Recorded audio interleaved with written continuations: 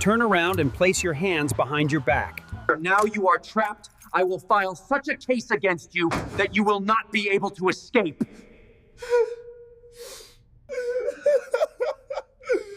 Daniel Reeves had learned something dangerous over 15 years on the force. Cases didn't ruin careers. Unfinished cases did. The Detroit Police Department was quiet that night. The kind of quiet that only came after midnight when most officers had gone home and the building was left to its ghosts. Old cases lived in those hallways. Files that never found answers. Names that were never spoken again. Daniel sat alone in a small conference room on the 3rd floor, staring at an open folder on the table in front of him. Case hashtag 4471. He didn't need to read it again. He already knew how it ended, or rather, how it hadn't. The case was 3 months old. A convenience store owner, white, well known in the neighborhood, shot and killed just before sunrise. The city had reacted fast. Candlelight vigils, news vans, politicians promising justice before the body was cold. But justice required time. And time was something Daniel Reeves no longer had. Every week that passed without an arrest tightened the pressure around his neck. Supervisors stopped asking questions and started making statements. City officials didn't mention his name directly, but he could hear it in their voices. Someone was going to be blamed. Daniel knew how this worked because he had watched it happen to others. He had survived by staying useful. Daniel Reeves wasn't a bad cop in the way movies like to show. He didn't wake up wanting to hurt people. He didn't see himself as cruel or corrupt. He saw himself as realistic. The system wasn't built for truth. It was built for outcomes. And the outcome this time was simple. Close the case. He had been on the force long enough to understand that rules bent quietly when pressure came from above. Reports mattered more than reality. Narratives mattered more than facts. And if a narrative needed help, the system provided it. Daniel leaned back in his chair and rubbed his eyes. He hadn't slept properly in weeks. Every time he closed his eyes, he saw the same image. An empty evidence board, photographs with no connections, timelines that led nowhere. The phone vibrated beside him. "Captain Morrison," Daniel answered. "The mayor's office called again," Morrison said. His tone was measured, practiced. Daniel said nothing. "They want progress by tomorrow." "What kind of progress?" Daniel asked, though he already knew the answer. There was a brief pause on the line. "An arrest," Morrison said. "A resolution. And if there isn't one, another pause. Then this case becomes a problem. And problems get handled." The call ended. Daniel stared at the dark screen of his phone. He didn't feel angry. He didn't feel shocked. He felt cornered. He stood and walked to the window. Detroit stretched out below him, streetlights glowing weakly against the darkness. From this height, the city looked calm, almost peaceful. Down there, reality was different. Daniel knew which neighborhoods the cameras watched closely, and which ones they didn't. He knew where patrol cars showed up fast, and where they arrived late, if at all. And he knew where the easiest answers usually came from. He returned to his desk and opened a small notebook he never logged into evidence. Inside were names he had collected over time. People who lived near crime scenes. People who fit descriptions before descriptions existed. Unofficial, unspoken, effective. His finger stopped on one name, Johnson, age 16. Daniel read it twice. No criminal history, no prior arrests, no warnings. Daniel frowned slightly. Clean records were dangerous for the wrong reasons. There was nothing to contradict what you wanted to write. He pulled up a map on his computer. Johnson's address appeared just 3 blocks from the murder scene. Close enough to explain, far enough to question. Daniel closed the notebook. He had found his direction. Later that night, Daniel decided to patrol alone. It wasn't part of his assignment, but no one questioned it. Senior detectives had that privilege. East Detroit looked different after midnight. Houses sat dark and silent. Stores were shuttered. The streets felt abandoned, but Daniel knew better. People were watching. They just knew better than to be seen.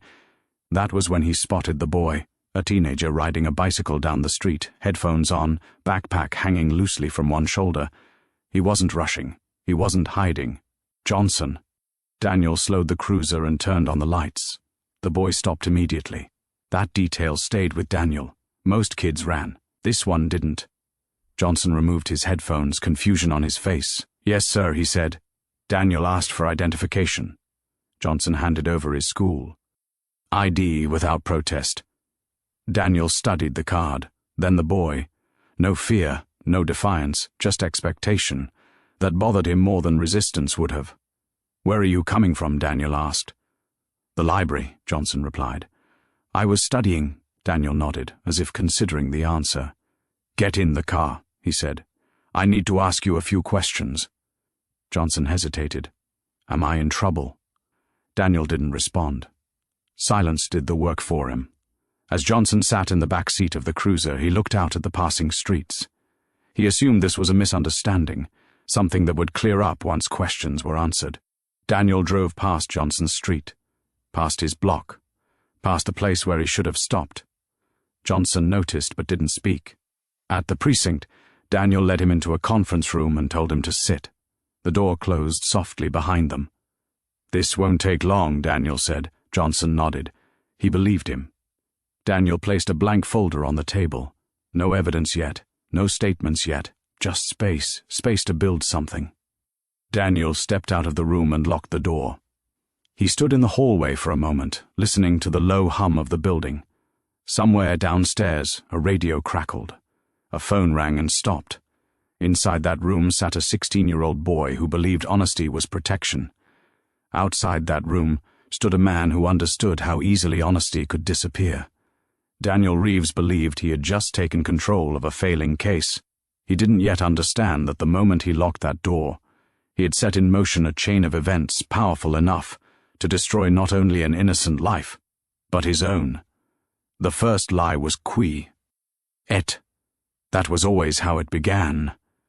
Johnson sat alone at the metal table, his hands folded in front of him, eyes fixed on the door.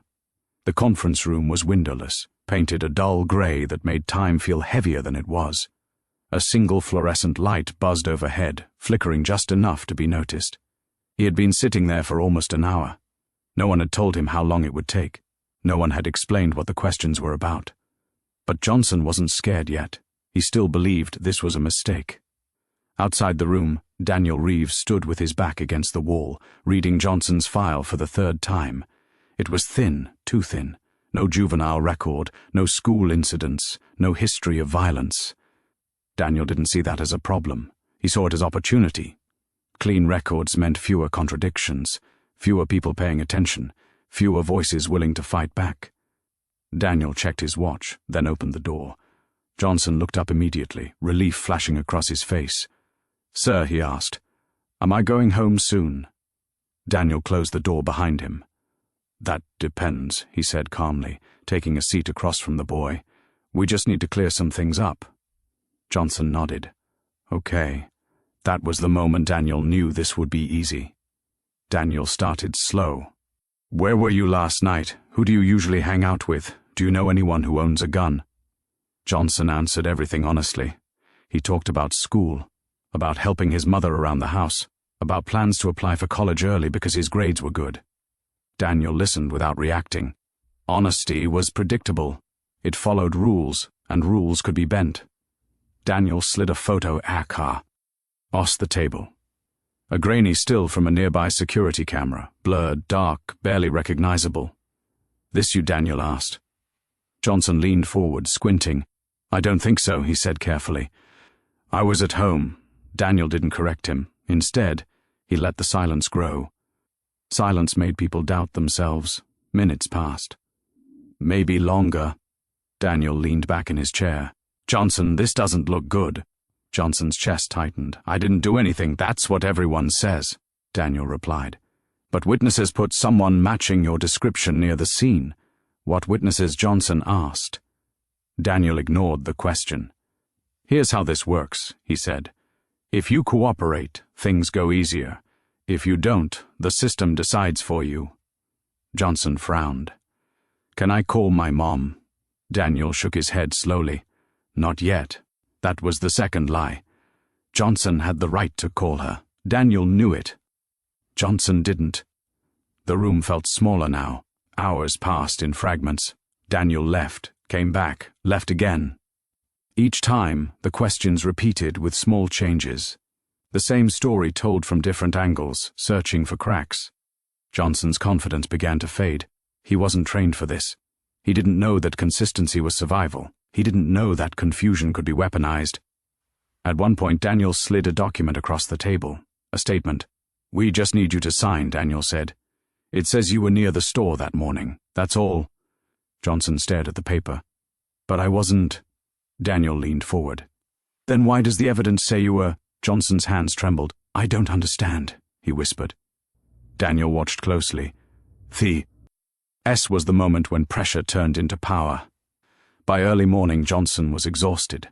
He hadn't slept, he hadn't eaten. He hadn't spoken to anyone who believed him. Daniel, on the other hand, looked calm, focused. He stepped out of the room and met two officers in the hallway. They spoke quietly, efficiently. Plans didn't need to be complicated. They just needed to be controlled. Daniel returned and placed a small plastic bag on the table. Inside was a handgun. Johnson's eyes widened. "That's not mine." Daniel didn't respond. Instead, he positioned the bag closer to Johnson's hands. "This was found near the scene," Daniel said. "Your fingerprints would explain a lot." "I never touched that," Johnson said quickly, pulling his hands back. Daniel sighed as if disappointed. "You're making this harder than it needs to be." Johnson's breathing quickened. "You're not listening to me." Daniel stood. "Johnson," he said, his voice low, "people don't get to choose how the system sees them. They only get to choose how much damage it does." Later that night, Daniel filled out paperwork with practiced ease. He wrote that Johnson had been uncooperative, that inconsistencies had emerged, that further investigation was required. Everything was technically true, if you ignored how it had been made true. The plan formed quietly. No warrants, no courtrooms, no lawyers, just procedure. Johnson was told they needed to revisit the scene. "Just to clarify timelines," Daniel said. Johnson hesitated. "Can my mom come?" Daniel shook his head. "This won't take long." Those words meant nothing anymore. They drove out of the city as the sun dipped below the horizon. The streets grew emptier, the buildings fewer. Johnson noticed when they passed the last familiar exit. "Where are we going?" he asked. Daniel didn't answer. They arrived at an abandoned warehouse on the edge of the industrial district. Broken windows, rusted doors, no cameras. Perfect. Johnson stepped out of the car, fear finally breaking through. "This isn't right," he said. "You said." "Stand still," Daniel ordered. Another officer moved behind him. Handcuffs clicked shut around Johnson's wrists. Panic surged. "Please," Johnson said. "I didn't do anything." Daniel didn't respond. He was already thinking ahead, about reports, timelines, and language, about how this would read on paper. Inside the warehouse, the air was cold and damp. Footsteps echoed loudly against concrete. Johnson's eyes darted around. "Why are we here?" Daniel turned to him. "Because sometimes," he said evenly, "the truth needs help." Johnson shook his head. "You're wrong. My dad—" He stopped himself. Daniel looked up sharply. "Your dad what?" Johnson swallowed. "Nothing." That pause went unnoticed. For now, Daniel signaled to the other officer. The final steps were about to begin. As Johnson stood cuffed in the center of the dark warehouse, Daniel Reeves believed he was moments away from solving his problem. What he didn't realize was that somewhere far beyond Detroit, a man with far more power than a police badge would soon begin asking questions that no report could erase. The most dangerous part of a lie is the moment it becomes official. Inside the abandoned warehouse, the air smelled of rust, damp concrete, and old oil. The kind of place the city had forgotten long ago. No businesses, no residents, no reason for anyone to be there, except the people who knew exactly why it had been chosen. Johnson stood near the center of the open floor, his hands cuffed behind his back. The metal dug into his wrists every time he shifted his weight. His breath came fast now, shallow and uneven, fogging slightly in the cold air. This wasn't a misunderstanding anymore. This was something else. Daniel Reeves moved with purpose, not urgency. He had learned long ago that panic led to mistakes, and mistakes left trails. Every step he took inside the warehouse had already been rehearsed in his head. Angles, distances, timelines. He glanced once at the other officer, Officer Grant, who stood near the entrance, silent, watching. Grant avoided Johnson's eyes. That wasn't unusual. Most officers didn't like looking too closely when they knew what was coming. Daniel removed a pair of latex gloves from his pocket and slipped them on slowly. Johnson noticed. "Why are you wearing those?" Johnson asked, his voice shaking despite his effort to stay calm. Daniel didn't answer. Instead, he walked toward a small crate near the wall and picked up a handgun sealed in a clear evidence bag. Johnson's eyes widened. "That's not mine," he said quickly. "I've never touched a gun." Daniel stopped a few feet away. "I told you before," Daniel said evenly. "The system doesn't care what you say. It cares what it can prove." "I didn't do anything," Johnson pleaded. "Please, you have the wrong person."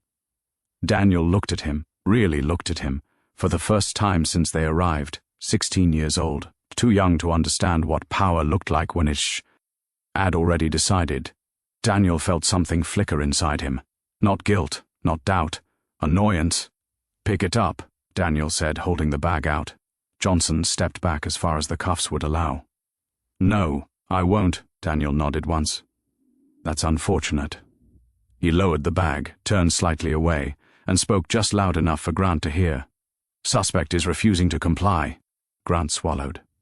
Daniel placed the bag on the ground, close enough that it would make sense later. Everything made sense later, once it was written down. Daniel reached up and turned off his body camera. Grant hesitated. "You sure about?" "Technical malfunction," Daniel said without looking at him. "Happens all the time." Grant didn't respond. The warehouse was silent except for the distant hum of the city far away. Johnson's heart pounded in his chest. "Officer," he said, his voice cracking now. "You said this was just questions. My mom is waiting for me. I have to—" "Enough," Daniel snapped. He stepped closer. "Listen to me carefully," Daniel said. "You don't understand what's happening because no one ever taught you how this works. You fit. That's all that matters." Johnson shook his head. "Fit what?" Daniel didn't answer. He raised his weapon.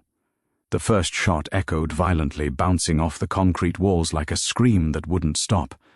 Johnson jerked backward, pain exploding through his shoulder as he lost his balance and fell hard to the floor.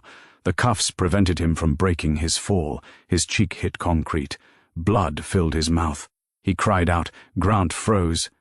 Daniel stood over Johnson, weapon steady, breathing controlled. "Suspect reached for a weapon," Daniel said aloud, his voice calm, rehearsed. Johnson tried to move, to speak, to scream, but his body wouldn't cooperate.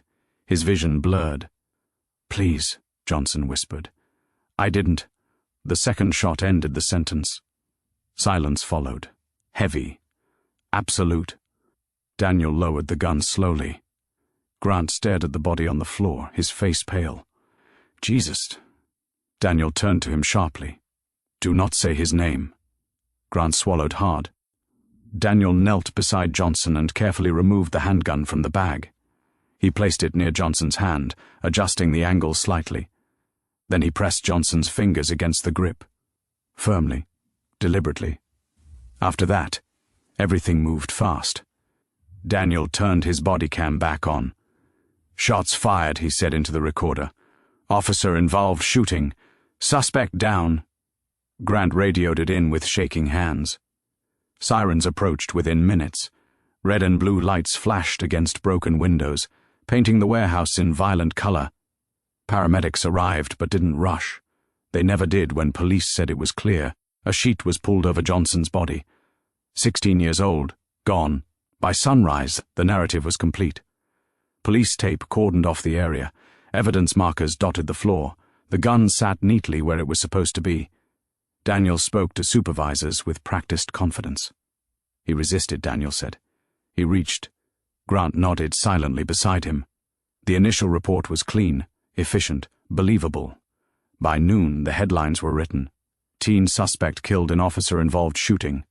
The word suspect did all the work. At the precinct, Daniel typed the final version of the report himself. He chose his words carefully. Officer Fear. D for his life. Suspect ignored repeated commands. Use of force deemed necessary. Each sentence closed another door. He submitted the file and leaned back in his chair, exhaustion finally settling in. It was done. The case was closed, or so he thought. Miles away, in a quiet house on the other side of the country, Johnson's mother answered a knock at the door. 2 officers stood outside. She knew before they spoke. She screamed anyway. That same evening, thousands of miles farther still, inside a secure military office overseas, a man in uniform received a report forwarded through official channels. He read it once, then again. His jaw tightened, but his expression didn't change. The name on the page was impossible to ignore. Johnson, age 16, deceased. The man closed the folder slowly. He did not raise his voice. He did not ask questions. He made a single call. Freeze. Everything related to this case, he said.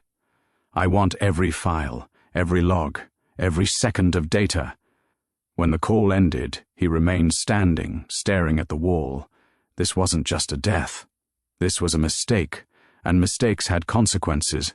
Daniel Reeves believed the hardest part was over. The report was filed. The narrative accepted. What he didn't know was that the moment Johnson's name crossed a military desk, the case stopped belonging to the police and started belonging to a man who would dismantle Daniel's life piece by piece. By the time the truth wakes up, the lie has already been sworn in. The morning after the shooting, Detroit woke up to a version of events that had already hardened into fact. News anchors read from teleprompters with steady voices, headlines scrolled across screen. S in bold white letters. Social media filled in the blanks with opinions before questions had time to form. Teen suspect killed during police encounter. Daniel Reeves watched it all from his kitchen table, coffee cooling in his hands. The television stayed on mute, but he didn't need sound. He already knew every word they were saying. He had written most of them himself. At headquarters, the machinery of justification moved fast. Internal Affairs logged the incident and stamped it under review, which everyone understood meant routine. Body camera footage was requested, then quietly noted as incomplete due to technical malfunction. The handgun recovered at the scene was photographed, tagged, and entered into evidence without comment.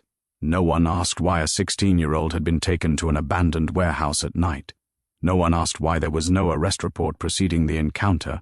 Those questions required slowing down. The department did not slow down. Daniel arrived at the precinct just after 8. Conversations lowered as he walked past. Some officers nodded. Others avoided eye contact. He recognized both reactions. Captain Morrison called him into his office. "You okay?" Morrison asked, already knowing the answer didn't matter. Daniel nodded. "Did what I had to." Morrison exhaled slowly. "The city's behind you. Mayor's office too. Just stick to the report." Daniel understood the message. No improvisation, no reflection, no cracks. He left the office with a sense of hollow relief. The kind that didn't feel like victory, just survival. By midday, the narrative was everywhere. Johnson was described as known to police, despite no record confirming it. Phrases like high crime area and officer feared for his life were repeated so often they stopped sounding like claims and started sounding like facts.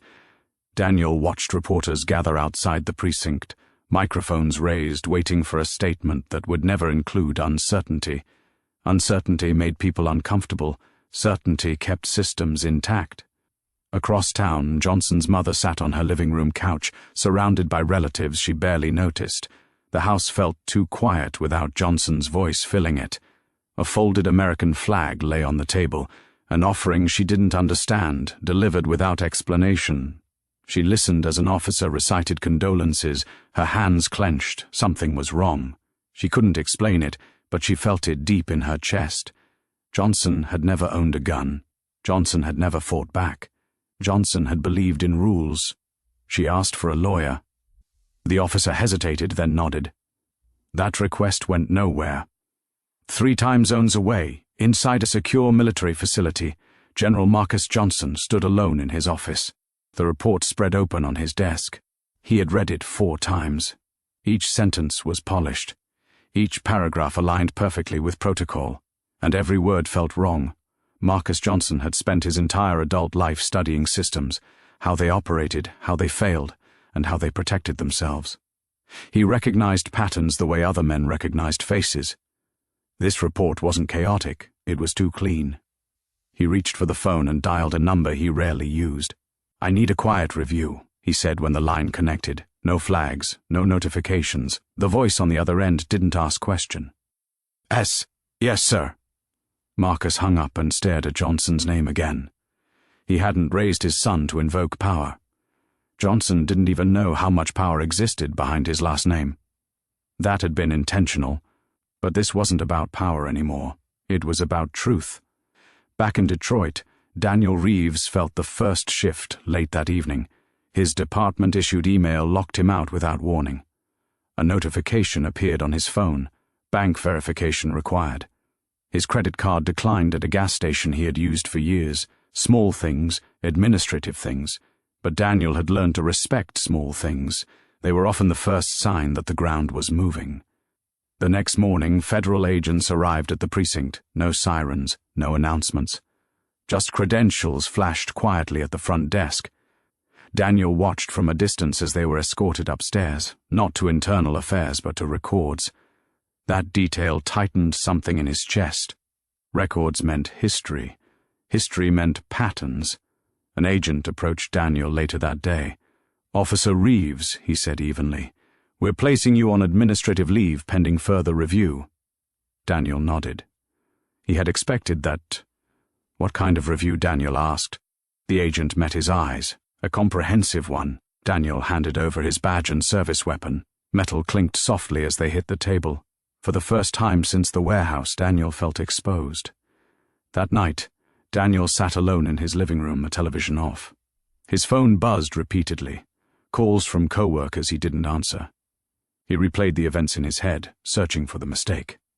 The report was solid. The evidence was planted correctly. narrative had been accepted. So why did it feel unfinished? At the same time, Marcus Johnson received the first unofficial findings. Gunshot residue tests were inconsistent, fingerprints on the weapon were incomplete. Location data from Johnson's phone placed him miles away from the original crime scene.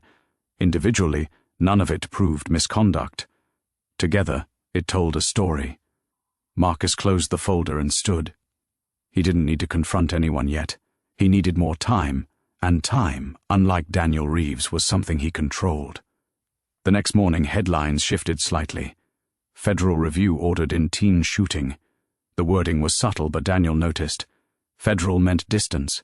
Distance meant loss of control. He felt it in the way officers no longer joked around him, in the way his name was spoken more carefully, like something fragile. That evening, Daniel checked his email one last time before shutting down his laptop. A single new message appeared.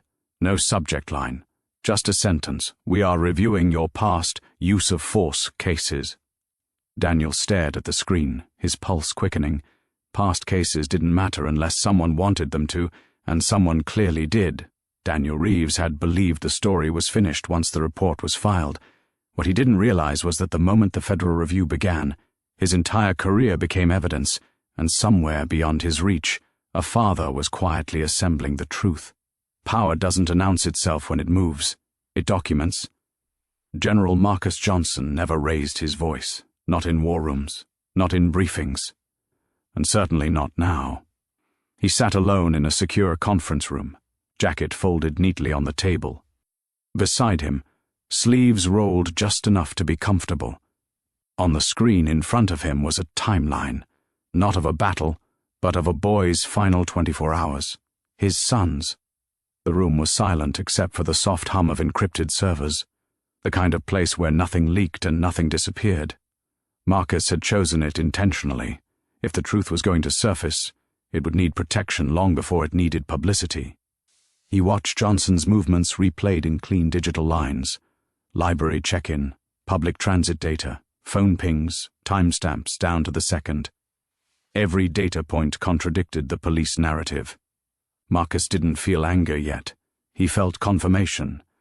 For most of his career, Marcus Johnson had studied patterns of collapse, nations, insurgencies, systems that failed under pressure.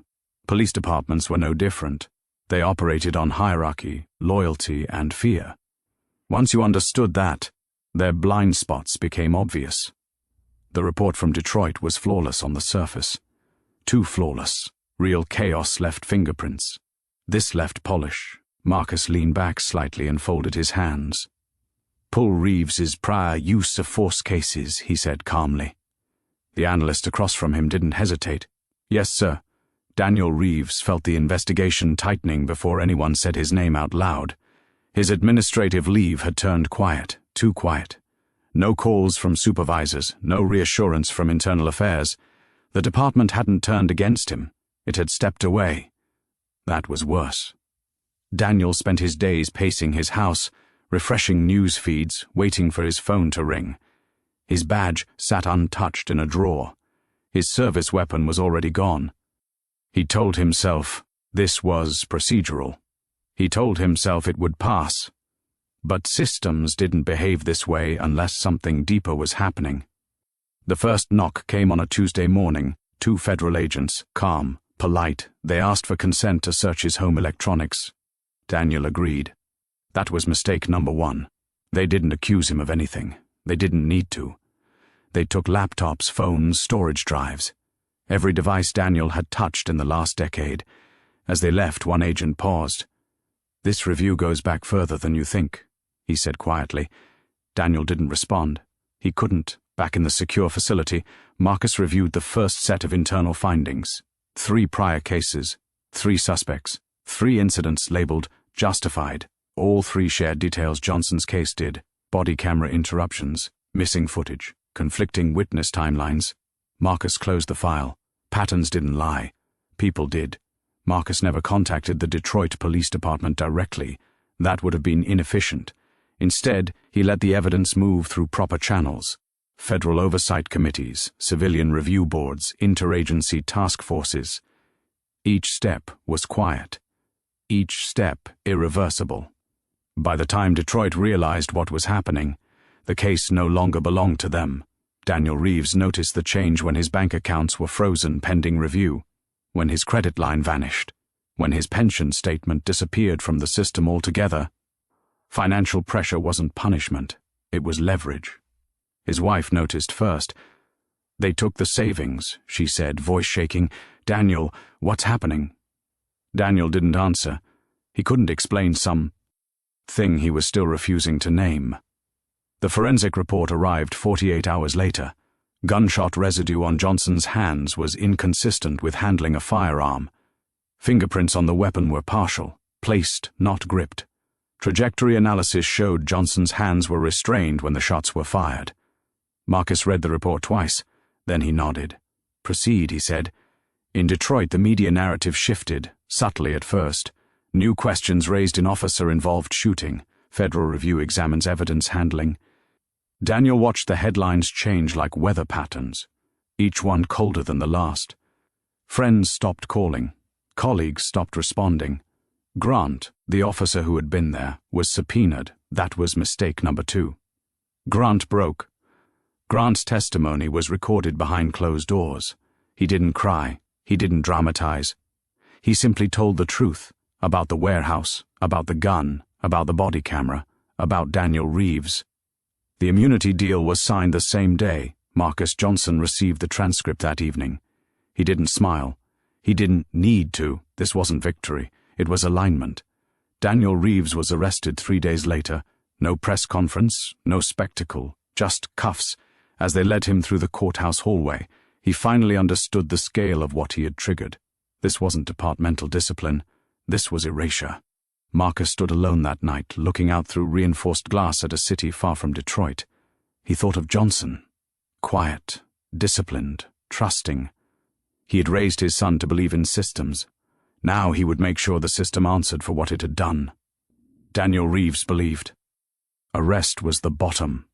He was wrong, because the investigation wasn't finished, and the system had only just begun deciding how completely it would destroy him. The moment the system decides you are no longer useful, it doesn't attack you. It steps aside and lets everything else finish the job. Daniel Reeves learned this standing in a holding cell that smelled of disinfectant and old sweat, staring at a wall he couldn't touch. The cuffs around his wrists were looser than the ones he had used on Johnson, but they felt heavier. This time there was no badge to unlock the door. The news broke before Daniel's arraignment, not all at once, not dramatically. It leaked, first through legal blogs, then national outlets, then cable news, where former officers and analysts spoke carefully, choosing words like pattern and systemic misconduct. By the time Daniel was escorted into court, the story had already outrun him. Federal charges filed against Detroit officer. Teen shooting case reveals deep institutional failures. Daniel kept his eyes forward. He had been trained to do that, but he could feel it, the shift in the room, the absence of support. No fellow officers sitting behind him, no familiar nods, no quiet reassurances. The system had let go. The prosecutor didn't raise her voice. She didn't need to. She laid out the timeline calmly, methodically. Johnson's phone data, traffic cameras, forensic inconsistencies. Each fact landed with the weight of inevitability. When she described the warehouse, Daniel's jaw tightened. He stared straight ahead as if the memory might stay locked behind his eyes. It didn't. Outside the courtroom, Marcus Johnson Watts head the proceedings on a secure feed. He didn't attend in person. This wasn't about visibility. It was about outcome.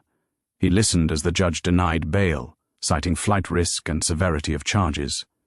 He noted the phrasing, the precision, the care taken to avoid emotion. Justice, when done correctly, was quiet. Daniel's wife didn't come to the second hearing. She'd already packed, already hired an attorney of her own, already started separating finances. Daniel learned this from his lawyer, who spoke gently, like someone delivering a diagnosis. The assets are being reviewed, the lawyer said. Civil suits are coming, possibly multiple. Daniel nodded. He had spent his career believing lawsuits were noise. Now they were structure. The department issued a statement that afternoon. It was brief. The Detroit Police Department condemns any violation of public trust and will cooperate fully with federal authorities. Daniel read it 3 times. His name wasn't mentioned. That omission hurt more than condemnation ever could. Grant testified publicly 2 days later. Daniel watched from a holding room, wrists cuffed, eyes hollow. Grant didn't dramatize what happened. He didn't cry. He didn't apologize. He explained how the warehouse had been chosen, how the gun was planted, how the body cam had been shut off. When asked why he hadn't stopped it, Grant hesitated. "I was afraid," he said finally, "and I thought the system would protect us." The courtroom was silent. Daniel felt something collapse inside him. That sentence was the most honest thing anyone had said. By the end of the week, Daniel's past had been excavated. Every complaint re-examined, every report reanalyzed, every use of force incident compared. Patterns emerged where none had been officially acknowledged before. Media outlets ran side-by-side comparisons. Experts debated policy failures. Protesters gathered outside precincts carrying signs with Johnson's name. Daniel became a symbol. Symbols don't get sympathy. In his cell, Daniel stopped sleeping. When he closed his eyes, he saw Johnson's face, not in the warehouse, but earlier, on the street. Calm, expectant. That was the version that haunted him, not fear, trust. Marcus Johnson received daily updates. He read them all. Signed what needed signing. Authorized what needed authorization. He never spoke to the press. Never appeared on camera.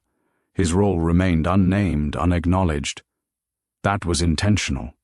The story wasn't about him. It was about accountability. The civil suits arrived in waves. Wrongful death, civil rights violations, emotional distress. The city moved quickly to distance itself. Settlements were discussed quietly. Policy reforms announced publicly. Body cameras would now upload automatically. Independent oversight expanded. Training programs revised. Changes that would have saved Johnson, if they had existed earlier. Daniel watched these announcements on a small television bolted to the wall. He wondered how many reforms it took to equal one life. The trial date was set. Life without parole was mentioned in pretrial filings. Daniel's lawyer stopped making optimistic predictions. "This isn't about one incident anymore," he said. "It's about what you represent." Daniel understood. He represented convenience. The night before jury selection, Daniel sat alone staring at the floor. For the first time since the arrest, he whispered something aloud. "I didn't think it would go this far." No one answered. Across the country, Marcus Johnson stood in a quiet room and looked at a single framed photo of Johnson as a child. He touched the edge of the frame gently, then turned away.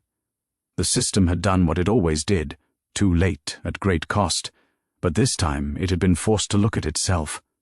Daniel Reeves believed the trial would be the end of the story. He was wrong, because verdicts decide guilt, but legacy decides what survives, and in the final reckoning ahead, the system would choose which name would be erased forever and which would be remembered, as the reason it was finally forced to change. The courtroom didn't feel tense when the verdict was read. It felt empty. Daniel Reeves stood at the defense table, hands folded, eyes forward. He had imagined this moment dozens of times during sleepless nights in his cell. The noise, the chaos, the weight of public outrage, none of that came, just silence. The trial had lasted 6 weeks. 6 weeks of timelines, diagrams, forensic experts, and testimony that peeled away every layer Daniel had once hidden behind.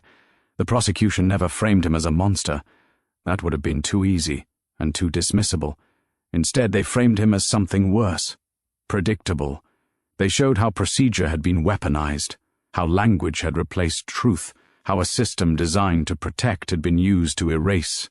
Daniel listened as former colleagues testified, their voices steady, their words careful. What head as policies he had memorized were read aloud, contrasted against his actions line by line. Each day stripped something else away. Johnson's mother sat in the front row every day. She never looked at Daniel, not once. That absence unsettled him more than anger would have. There was no satisfaction in her posture, no visible desire for revenge, just presence and grief that had settled into permanence. When the jury returned, no one gasped. They had reached a verdict faster than expected. The foreperson stood. "On the charge of first-degree murder under color of law," she said, voice steady, "we find the defendant guilty." The word landed softly. Guilty, not dramatic, not explosive. Final. Daniel felt his knees weaken, but he didn't move. Years of training kept him upright, still, controlled. The judge thanked the jury and dismissed them. No one applauded. Sentencing took place 2 weeks later. By then, Daniel's name had become shorthand. Commentators spoke of him in abstracts, as an example, a warning, a turning point. His identity had dissolved into narrative. The judge reviewed the pre-sentencing report carefully. She spoke about trust, about authority, about irreversible harm. She never raised her voice. "Mr. Reeves," she said finally, "you were entrusted with power over life and liberty. You abused that power in a way that cannot be undone." She paused. "I sentence you to life imprisonment without the possibility of parole." Daniel nodded. He had expected it. What he hadn't expected was the quiet relief that followed. No more waiting, no more pretending. The system had finished with him. The appeals came quickly. They failed just as fast. The evidence was too clean now. Not polished, but exposed. Every attempt to reframe the narrative collapsed under the weight of record. Daniel was transferred to a maximum security facility 3 states away. No escort of honor, no final walk through the precinct, just transport. Prison stripped him faster than the trial ever had. His name became a number. His history became irrelevant. His former authority meant nothing. Other inmates recognized him at first, whispered, watched, tested. But even that faded. Not because they forgave him, because they forgot him. Outside the prison walls, the city moved on. Detroit paid settlements quietly. Training protocols were rewritten. Oversight boards expanded. Politicians gave speeches about accountability. Johnson's name was mentioned often at first, then less. Then only in specific contexts. Scholarship funds, reform discussions, anniversaries. Change, Daniel realized, did not preserve memory. It consumed it. Marcus Johnson did not attend the sentencing. He read the outcome alone, standing by a window as rain traced lines down reinforced glass. He felt no triumph, no sense of closure. Justice had been served, but justice was procedural. Loss was permanent. He authorized the final set of reforms tied to the case, then stepped away from the process entirely. His role was complete. Years passed. Daniel aged quickly. Prison did that. His reflection in the metal mirror above the sink looked unfamiliar. Softer, smaller, diminished. Sometimes he replayed the moment in the warehouse, searching for a version where he had stopped. There wasn't one, because stopping had never been part of the plan. One afternoon, Daniel received a piece of mail. No return address. Inside was a newspaper clipping. It showed a photograph of a newly opened community center in East Detroit. The name printed across the top read, "The Johnson Center for Justice and Accountability." Daniel stared at the name for a long time. Then he folded the paper carefully and placed it beneath his mattress. He didn't throw it away. That night, lying on a narrow bunk, Daniel understood something he had resisted since the beginning. The system hadn't failed. It had functioned exactly as designed, until someone with enough patience and power forced it to confront itself. Daniel had been the cost of that confrontation. Daniel Reeves believed his story ended with a sentence. He was wrong. Because long after verdicts fade and names disappear, what remains is not punishment, but legacy. And the final question still waited to be answered. Would Johnson be remembered as a victim, or as the reason a system was finally forced to change? Justice rarely feels like victory. It feels like what's left after something irreversible has already happened. 5 years after the trial, Detroit no longer spoke Daniel Reeves's name. The city had learned how to move on. It always did. Streets were repaved. New officials were elected. Police reforms were announced with careful optimism. Body cameras were now mandatory, uploads automatic, oversight boards expanded. On paper, progress was measurable. On the ground, memory was quieter. The Johnson Center for Justice and Accountability sat on the corner of a rebuilt block in East Detroit. It wasn't large. It didn't need to be. Inside, students gathered after school to study, to talk, to feel safe. On a wall hung a simple plaque with Johnson's name, his age, and a single sentence beneath it. Truth matters. Even when power says otherwise, people passed it every day. Some paused, some didn't. Legacy, Marcus Johnson had learned, was not guaranteed by monuments. It was sustained by repetition. Marcus stood outside the center one late afternoon, watching as kids spilled out onto the sidewalk, laughing, arguing, alive. He kept his distance. He always did. He had retired quietly 2 years earlier.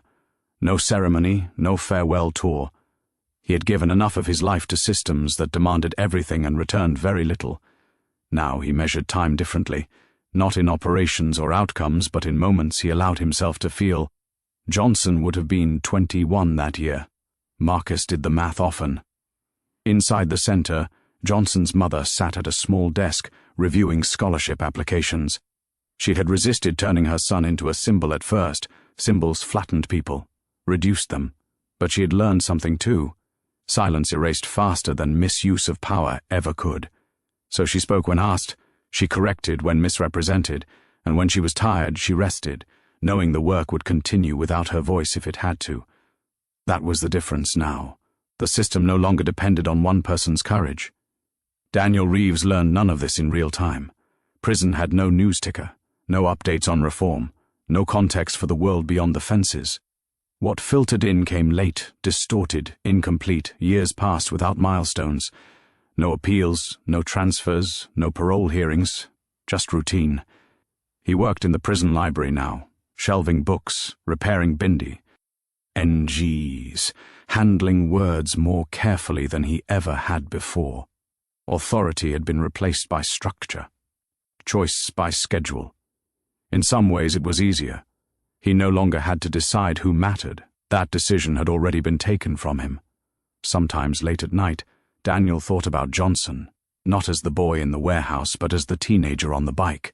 Calm, compliant, expecting fairness, that was the version that stayed. Daniel understood now what he hadn't then. The power he'd held had never been his. It had been borrowed, and borrowed power always came with interest. In law schools across the country, Johnson's case was studied, not as tragedy, but as precedent.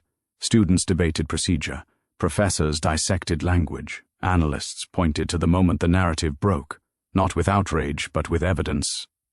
The case had become a line in textbooks, and while Marcus understood the value of that, part of him resented it. Johnson was not a lesson. He had been a person. One spring morning, Marcus received a letter forwarded from the prison system. No return address, just a name. Daniel Reeves. Marcus didn't open it immediately.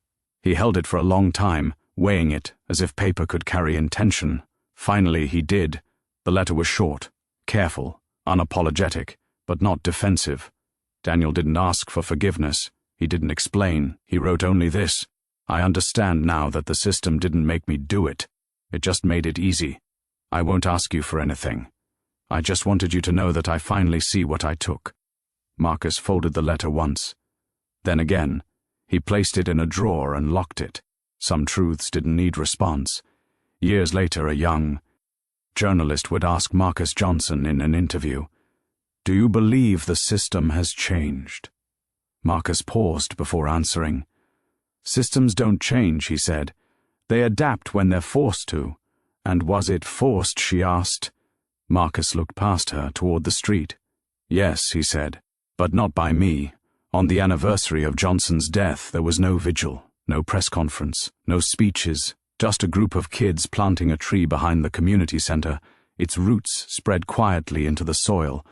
That night, rain fell, gentle, steady, the kind that nourished instead of destroying. Daniel Reeves would never see that tree, but it would outlive him. It would grow tall enough to cast shade on kids who never knew Johnson's name, but benefited from what his life had demanded. And that, Marcus realized, was the only justice that lasted. Not punishment, not reform, but prevention. Misuse of power never announces itself as evil. It introduces itself as necessity. And the danger is not that systems fail, but that they work exactly as designed, until someone pays the price required to expose them.